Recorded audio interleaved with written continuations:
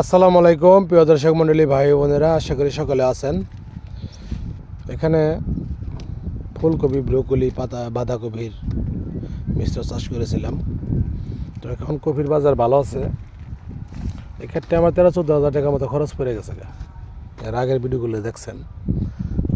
এখানে একটা নিরিতে আমার 6,000 টাকা গেছে। এখানে কষ্টটা বেশি পড়ে গেছে, খরচটা বেশি পড়ে গেছে। তখন কপি কাটা চলতেছে। কপির বাজার ভালো আছে, দেখা যাক চালানটা ওটা কিনে লাভ হবে কিনা বলতে পারি না। 6,000-7,000 টাকার মতো বিক্রি করছি।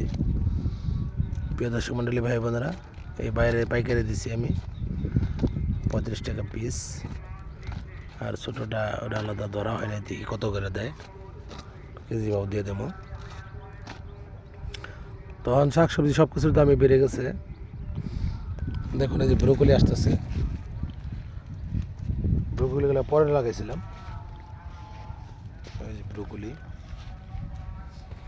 প্রিয় দর্শক মণ্ডলী, ভাই বোনেরা, ব্রোকলিটা আমার খুব পছন্দ। খাইতে খুবই সুস্বাদু লাগে, অনেকে খায় না। খুব একটা মজাদার একটা সবজি ব্রোকলি। এটা খেয়ে দেখেন, অনেক মজা। মাছ দিয়ে রান্না করলে খুবই টেস্ট লাগে এবং সবজি হিসেবে খুবই ভালো লাগে।